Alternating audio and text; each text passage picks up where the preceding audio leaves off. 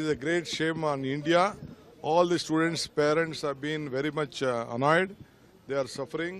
They have been working very hard. But now still this paper leak has become a great, in the international arena, our state as a country has gone to very shabby on education. So the parliament members and the minister from the central government should answer to all these things. No one has spoken. If any state government has done this, they would all hammered us.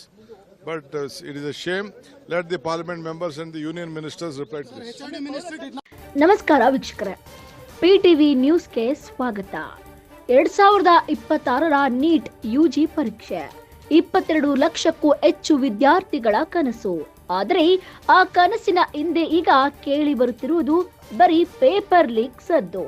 ಹೌದು, ದೇಶಾದ್ಯಂತ ಚರ್ಚೆಗೆ ಕಾರಣವಾದ ಈ neat ಗೋಲ್ಮಾಲ್ ಹೇಗೆ ಶುರುವಾಯಿತು, ಯಾರು ಆ mafia ಮಾಡುವಂಥದ್ದು, ಸಿಬಿಐ ತನಿಖೆಯಲ್ಲಿ ಹೊರಬಿದ್ದ ಆ ಶಾಕಿಂಗ್ ಮಾಹಿತಿ ಏನು, ಇದೀಗ ಸ್ಟೆಪ್ ಬೈ ಸ್ಟೆಪ್ ಸಂಪೂರ್ಣ ಮಾಹಿತಿ ನಿಮ್ಮ ಮುಂದೆ ತಿಳಿಸ್ಕೊಡ್ತಾ ಹೋಗ್ತೇನೆ, ಕೇಳಿ.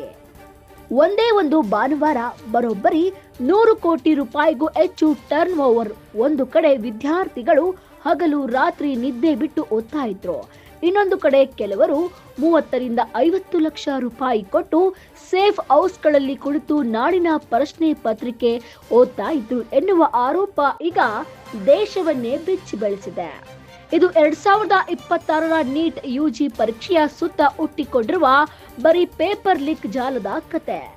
ಮೇ 3ರಂದು ದೇಶಾದ್ಯಂತ ಸುಮಾರು 22.7 ಲಕ್ಷ ವಿದ್ಯಾರ್ಥಿಗಳು ವೈದ್ಯಕೀಯ ಕ್ಷೇತ್ರದ ಕನಸಿಗಾಗಿ ನೀಟ್ ಪರೀಕ್ಷೆ ಬರೆದಿದ್ರು. ಪರೀಕ್ಷೆ ನಡೆಯುವ ಮುನ್ನವೇ ಭದ್ರತಾ ಕಠಿಣವಾಗಿದೆ, ಯಾವುದೇ ಲೀಕ್ ಆಗಿಲ್ಲ ಎಂದು NTA ಭರವಸೆ ನೀಡಿತ್ತು. ಆದರೆ ಪರೀಕ್ಷೆ ಮುಗಿದ ಕೆಲವೇ ಗಂಟೆಗಳಲ್ಲಿ ಸಾಮಾಜಿಕ ಜಾಲತಾಣಗಳಲ್ಲಿ ಭಾರಿ ಅನುಮಾನಗಳು ಮೂಡಲು ಆರಂಭವಾಯಿತು. ವಿದ್ಯಾರ್ಥಿಗಳು ಮತ್ತು ಕೆಲ ಶಿಕ್ಷಕರು ಗಮನಿಸಿದ ಮಹತ್ವದ ಸಂಗತಿ ಏನಂದ್ರೆ, ಪರೀಕ್ಷೆಯಲ್ಲಿ ಬಂದ ಹಲವು ಪ್ರಶ್ನೆಗಳು ಪರೀಕ್ಷೆಗೆ ಮುನ್ನ ಟೆಲಿಗ್ರಾಮ್ ಗುಂಪುಗಳಲ್ಲಿ ಹರಿದಾಡಿದ ಪ್ರಶ್ನೆಗಳ ಜೊತೆ ಹೋಲಿಕೆ ಕಂಡು ಬಂದಂತಿದೆ. ಮುಖ್ಯವಾಗಿ ಜೀವಶಾಸ್ತ್ರ ಮತ್ತು ರಸಾಯನಶಾಸ್ತ್ರ ವಿಭಾಗದ ಸುಮಾರು 50 ಪ್ರಶ್ನೆಗಳು ಲೀಕ್ ಪೇಪರ್ ಜೊತೆ ಮ್ಯಾಚ್ ಆಗಿದ್ವು ಎನ್ನುವ ಆರೋಪ ಕೇಳಿಬಂತು. ಇದಾದ ಬಳಿಕ ದೇಶದ ಹಲವೆಡೆ ವಿದ್ಯಾರ್ಥಿಗಳು ಪ್ರತಿಭಟನೆ ಆರಂಭಿಸಿದ್ರು. ನ್ಯಾಯ ಬೇಕು, ಪರೀಕ್ಷೆ ಮರು ನಡೆಸಬೇಕು ಎಂದು ಆಗ್ರಹಿಸಿದ್ದರು.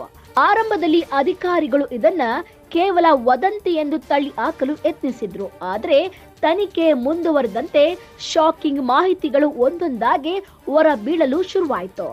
ಪೊಲೀಸರು ಮತ್ತು ತನಿಖಾ ಸಂಸ್ಥೆಗಳು ಬಿಹಾರ, ರಾಜಸ್ಥಾನ್, ಉತ್ತರ ಪ್ರದೇಶ ಸೇರಿದಂತೆ ಹಲವು ರಾಜ್ಯಗಳಲ್ಲಿ ದಾಳಿ ನಡೆಸಿದ್ರು.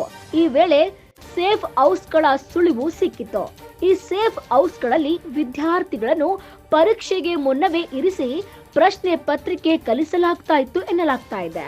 ಪ್ರಶ್ನೆ ಪತ್ರಿಕೆ ಫೋಟೋ ತೆಗೆದು ಟೆಲಿಗ್ರಾಮ್ ಮೂಲಕ ಕಳುಹಿಸುವ ಜಾಲವು ಸಕ್ರಿಯವಾಗಿತ್ತು ಎನ್ನುವ ಮಾಹಿತಿ ಹೊರಬಂದಿದ್ದು, ಇನ್ನು ಕೆಲವು ವರದಿಗಳ ಪ್ರಕಾರ ಹಣದ ವ್ಯವಹಾರಕ್ಕೆ ಕ್ರಿಪ್ಟೋ ಕರೆನ್ಸಿ ಮತ್ತು ಡಾರ್ಕ್ ನೆಟ್ ಬಳಕೆ ಮಾಡಲಾಗಿದೆ ಎಂಬ ಅನುಮಾನವು ವ್ಯಕ್ತವಾಗಿದೆ.